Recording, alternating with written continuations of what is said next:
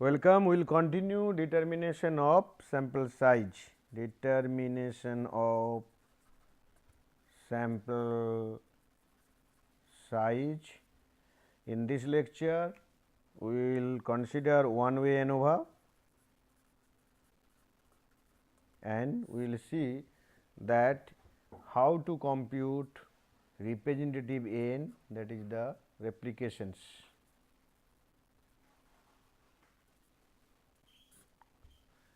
Other way we can say that sample size.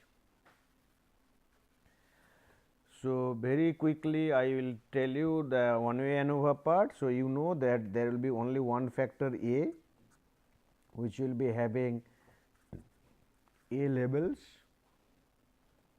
and your H 0 is mu 1 equal to mu 2 equal to mu A, all means are equal, and H 1 will be mu I not equal to mu j for at least one pair, for at least one pair.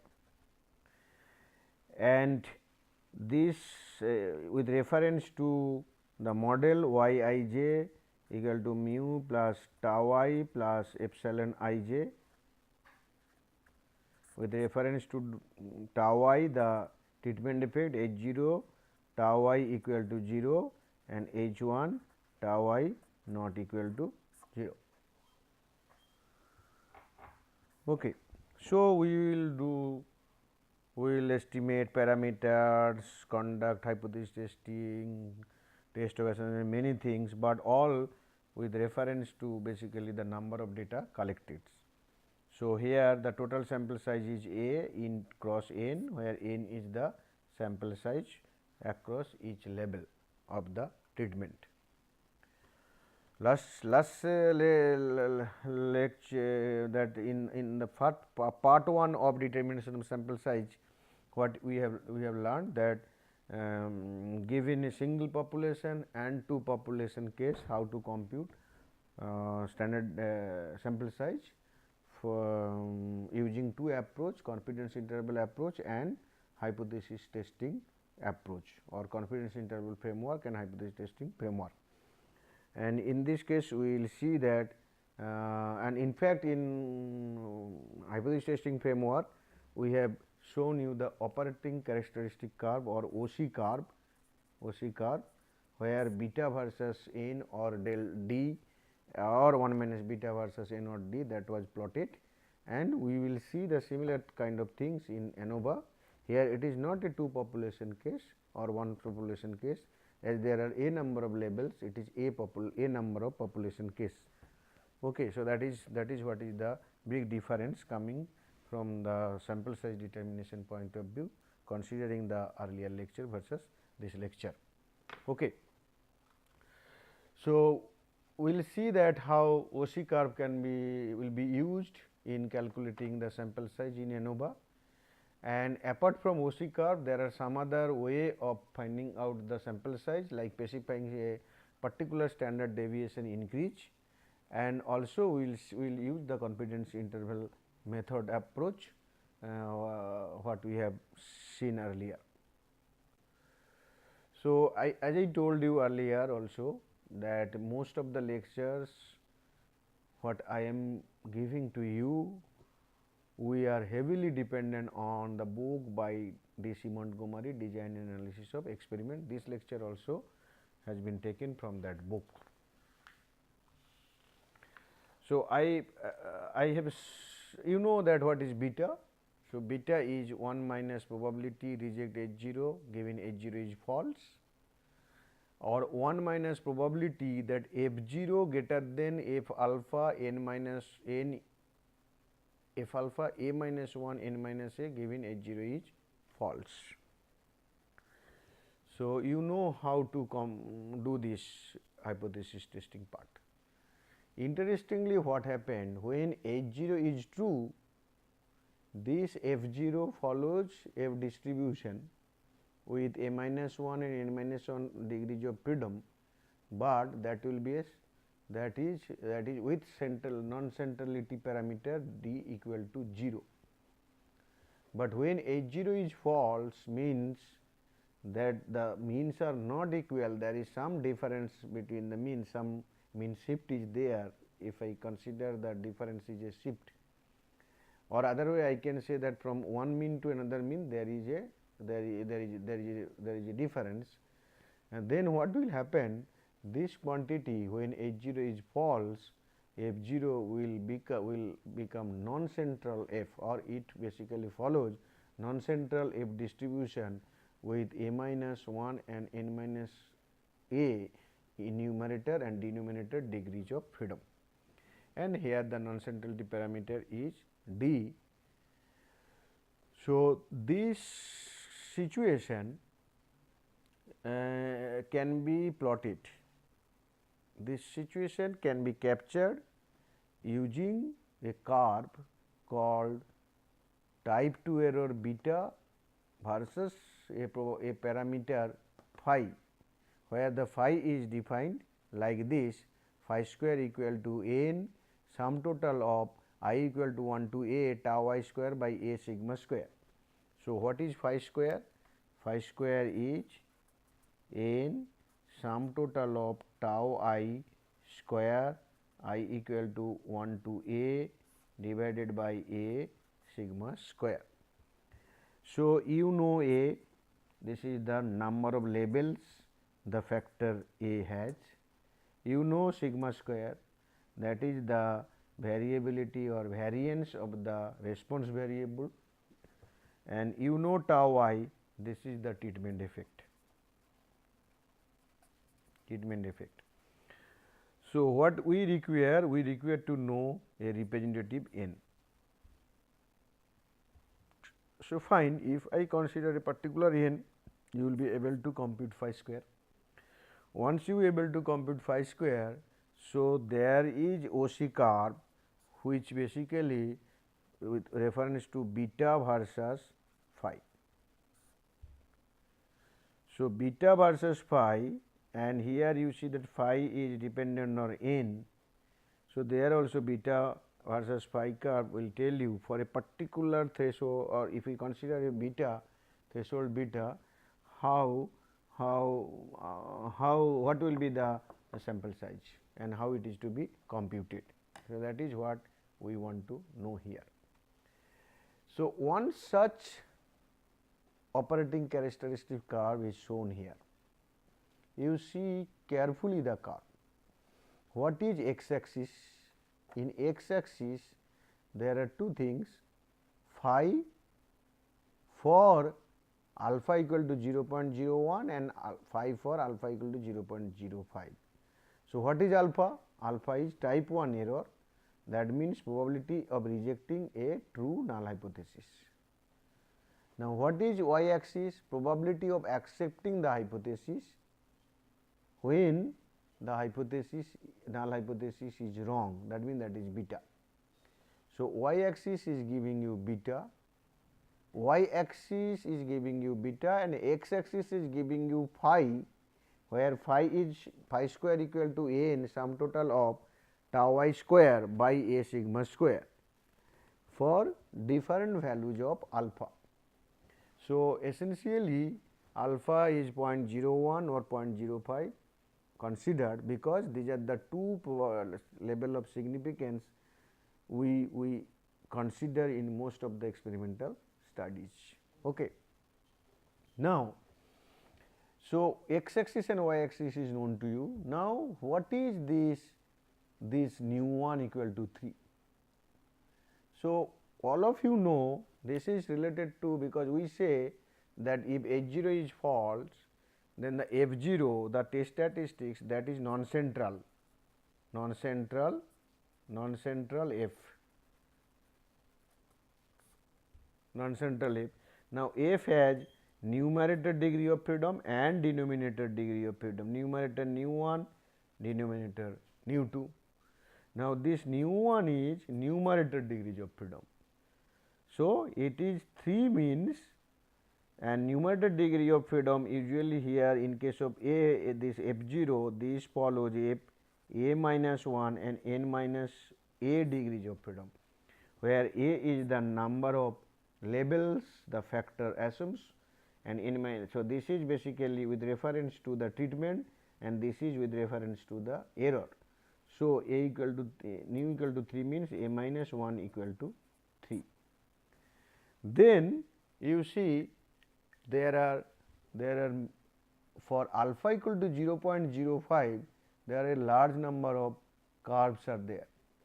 There is so many curves, and here it is written nu 2 equal to 6, 7, 8, 9, 10 up to infinite. It is written. So, that means each of the curve represent that the relation between beta and phi for given alpha, given nu 1 and given nu 2. So, you must know what is your alpha value, what is your phi value. Phi will be computed by using this equation, and then you must know what is nu 1. Nu 1 is in case of ANOVA, one way ANOVA it is a minus 1, what is nu 2 n minus a, and then using this information you will be able to find out the beta value. Okay. Just for a for sake of calculation, suppose if I say my alpha is 0.05, then this is the curve, these are the curves what you will consider, and suppose phi value is coming out to be 3, okay, and let your nu 1 is 3 and let nu 2 is your this, let it be nu 2 is 10. 10 means which one? 10 is this one. Okay, so if 10 is this one, mean this one. So, under this situation, if phi is 3, you go up, it is meeting the curve here, then project towards left, and you will be getting a value of this, which is maybe 0.013. So, this is your beta value. Okay. So, now this is the way you have to read the OC curve. Now, let us see the example. This example we have solved earlier. This is the each rate example, where different the power levels are considered 160 to 220 with a gap of 20 each, and then 5 number of observations were collected in the same experiment were done, and this was the data available. So, that you have already seen. Now, let us hope that for this particular case, the 4 mean values, population mean, when power is at 160, 180, 200 and 220, the population means are, the treatment means are known.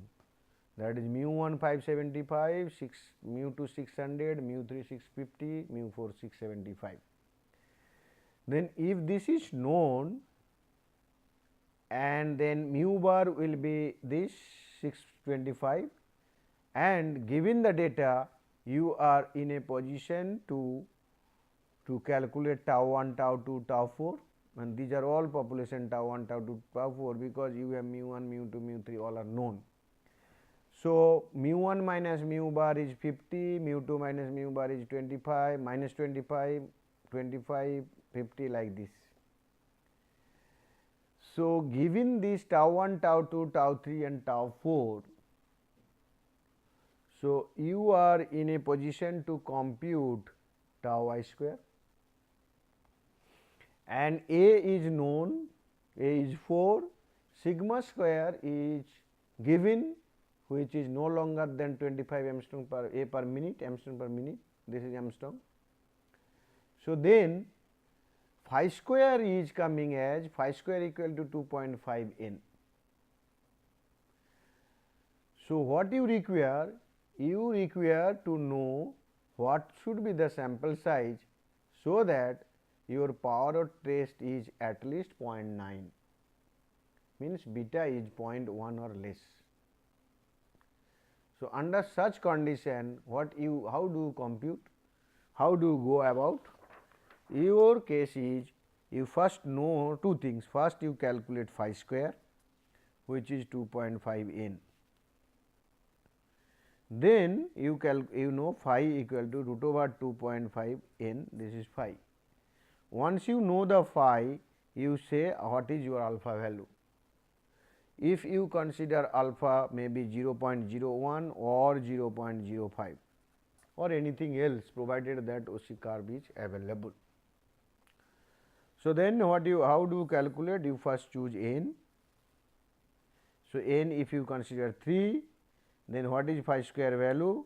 2.5 into 3, 7.5. So, this is 7.5. What is your phi value? Square root of 7.5 is 2.74. Then what is your a into n minus 1, n minus a value? So, what is a? A is 4, this is 3. So, n minus 1 is 2 into 4, this will be 8. So, now you are in a position to use the OC curve, because you can fix alpha some value, you phi is known also, and n minus a is 8 and your a minus 1 is 3, because here a equal to 4. So, a minus 1 is 3. So, all relevant information to use the OC curve is available. Now, use this one. So, what will be then the value of beta? So, let us see the OC curve. No, not this one. Okay. Let us see the OC curve here. So, suppose we consider, now let me also check that what will be is our alpha value we have considered. We have considered 1 minus beta is 0.90, then you will be accepting it, and alpha value we have not written here. So, let alpha equal to 0.05, what will happen, let us see. But I have computed these values. So, beta is 0.25 anyhow, then I know that what alpha I have considered. So, phi is 2.74, a is new one is so our case is phi is 2.74, new 1 is 3, new 2 is 8, and we require to know alpha. What? Because alpha I have not considered, but actually we want to know beta, that is beta is what, and n is 3.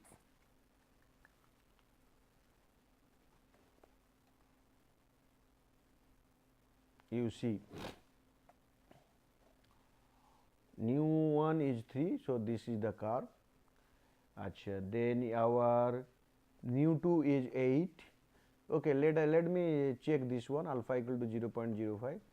So, new 2 equal to 8, 8 means this one is new 2, and then our let alpha equal to 0.05, fine, and then what is the phi value? 2.74. So, 2.74 somewhere here. So, what is the 8? This is 8. Suppose 2.74 somewhere here. What is the beta value? Beta value is coming in between this. Suppose if I consider alpha equal to 0.01, then what is the situation? 1 to 2.74 means somewhere here, and your 8, new to 8 means this one, and your alpha given, new 1, new 2 given, phi is 2.74. So, phi will be 2.74 somewhere here. If we see that 8 means this is the curve. So, somewhere here we are coming like this. Okay. So, that means we are our beta is 0.25. So, we are considering alpha equal to 0.01 in this case. Okay, now it is clear. So, 0.01. So, given alpha 0.01, phi equal to 2.74, A equal to 3, nu 1 equal to 3 and nu 2 equal to 8, you are getting beta equal to 0.25 somewhere here. It will go to here, then this is 8 will be this one, and then when you come down, you see that it is matching around 2.74. So, there is some approximation, obviously visually we are seeing. So, 2 point what happened, this is 0.25. Then what is 1 power? 0.75. What is our condition? We want that the reject null hypothesis with probability at least 0.90. So, if we consider n equal to 3, our power is 0.75, which is below 0.90. So, 3 is not sufficient. Now, you consider 4. If you consider 4, 5 square become 10 and 5 become 3.16. A into n minus 1, that is nu 2 become 12, nu 1 is always 3. So, that alpha is 0.01.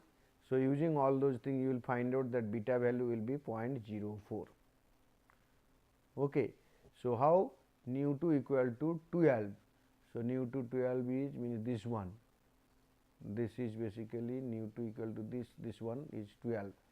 And then what is the phi value here? Phi value is 3.16. So, nu 2 12 this one, phi value 3.16 somewhere here, then maybe you will, when you go up and project this side, you will be getting the value 0.04. So, this is 1 then 1 minus beta is 0.96. So, okay, it is more than 0.9. So, this is sufficient. Now, you check one more, if you take 5, it is greater than 0.99. So, okay, 4 replications. So, n equal to 4 is sufficient. How many we have considered? 5 replications. Okay. So, this is the way you will be using OC curve in ANOVA. But up to this discussion for in using OC curve, what you have used, why we are computing phi square equal to n sum total of tau I square by A into sigma. This is what you are using. Let me go back. A sigma square, that is what we are using. Now, that means you require to know the tau I. So, tau I is population parameter. So, if you estimate, and then you can find if the estimation is significant, representative one, but we only know when it will be, the estimate will be representative, provided the sample size is representative. We are computing sample size. So, that means we cannot say that is the representative one. So, that means actually what you require to know the population tau. It is not possible. Under such situation, what is done? The difference between two population means, for difference between two population, a threshold is considered. That what should be the maybe allowable differences between any two population means. If we consider that one as d, then the theory says that suppose difference between any two population means the threshold value should be d, that means it should be d or less, or the difference should be as large as d. Under such situation, this phi square calculation become n d square by 2a sigma square. So, instead of using phi square equal to n sum tau I square by a sigma square, you can use this equation, calculate, and then approach of finding out what should be the value of n will remain same the way we have discussed. The only difference here is that instead of tau I square, you are using a pre-specified difference d, and then find out what is the value of phi. Once you know phi, you know nu 1, you know nu 2, and your alpha is given. So, you will be in a position to find out beta, and then you will be able to find out you can see, observe that whether it is satisfactory or not. So, this example, suppose if you say that difference, maximum difference 75 is acceptable, then if you use this formula you are getting phi square equal to 1.125 n. It is not matching with the previous one. The reason is we have considered 75 is the maximum difference, that is the threshold value. So, now if you follow n equal to 4, 5, 6 and then phi square 5 and this is nu 2 and then beta value from the OC curve and then 1 minus beta, and you see that you require 6, at least 6 number of replications, or the sample size should be 6. If we consider this, then the 5 observations are not sufficient, you have to go for 6 observations. So, this is what using OC curve. The second one is that suppose okay, we will use another criteria is that you are specifying that what is if the sigma square is the variance of y. Suppose you will accept certain increase of variation and that one you specify, then what should be the sample size for that particular percentage increase in variation, that is known as specifying standard deviation increase. Now, you have seen that if there is a different there is treatment difference is there, then what will happen? Suppose that if I want to know MS treatment, what is the expected value of MS treatment? This will be sigma square plus sum of I equal to 1 to a tau I square by a. Then then if an expected value of MS error is sigma square, that is we have seen earlier. So, if there is no treatment difference, then the MS treatment expected will, these two expected value become equal. So, if there is really difference is there, then this become significant. So, if this increase, what happened from sigma square to sigma square plus this is the increase. If this increase is significant, then there is significant difference between the treatment means. So, what is that? For we want to get this a pre-specified increase, and what should be the value of n, so that that increase can be understood, or it can be this increase can be computed or explained. So, then what is the increase is that if this is the with increased variability, this is the case, if you divide by sigma, then this is 1 plus 0 1 p, p is what is the percentage increase. So, this will be pre-specified, this will be specified. Now, from here you will know what will be the value of n. How? Because you know phi square equal to this, and from the specification of standard deviation increase using this formula, you will be able in a position to calculate I equal to 1 to a square tau a square by a. So, this quantity is this. Now, phi square equal to n into this means phi equal to this, then phi equal to this. If I put this quantity as this, then this is nothing but this value. What you do? You choose one n, find out phi, and then see the table, see the OC curve, and you see that whether the required beta value you are getting or not, whether you are achieving the power 1 minus beta equal to 0.9 or not. Obviously, you specify a particular alpha, let it be 0.05. Then, so long you are not getting the required power, you increase, and for this example, earlier example, plasma etching example, we found that if n equal to 10, then it is giving the required percentage increase in standard deviation, which we pre-specify as 20%. Okay. And then the last one is the confidence interval approach.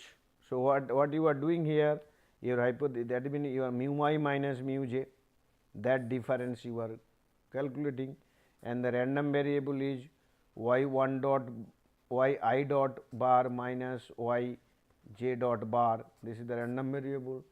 So, its expected value of is this, variance is nothing but 2 MSE by n, and that difference will actually the margin of error will be plus minus t n minus a alpha by 2 root over 2 MSE by n, this one. So, what you do? You first consider one n, find out this value, and then find out the second n, find out this value, and like this. So, suppose the margin of error is given a particular value, then you see so long this margin of error is less than that particular value or less than equal to that particular value, you go on increasing the number n values, and that is what is done here. For this example, we wanted to be 95% confident that the each rate or any two power setting be plus minus 30 Armstrong per minute, and a prior estimate of sigma is already known, which is 25. Then using the formula earlier given, that is this margin of error given sigma square MSE, then this value you calculate. If your n is 5, it is 0.33, which is more than 30, n 6 30.11, more than 30, 7 it is less 27.58, which is less than 30. Well, so says n equal to 7 is selected for the desired accuracy. Okay, so you can otherwise you can plot, you can have a plot. If you are you will have a plot, this side n and this side t alpha by 2 n minus a and root over MSE by n. If we write like this, what will happen? You see that this value is gradually decreasing as you are increasing value of n. But here we have pre-specified the value 30. So, that is why when it is becoming lower than 30, you are choosing that n. If nothing is pre-specified, then you see that when it is becoming stagnant. When even if you increase the n, this quantity is not increasing. Okay. So, this way you can find out the sample size. Sample size calculation is very important, and in all other in the subsequent lectures, when we will be discussing with the CRD, we have discussed, suppose we will discuss RCBD and other things, then factorial design, all the end there the sample size calculation is important, and we assume that you know how OC curve will be used or some other criteria or measures will be used to find out the sample size. Thank you.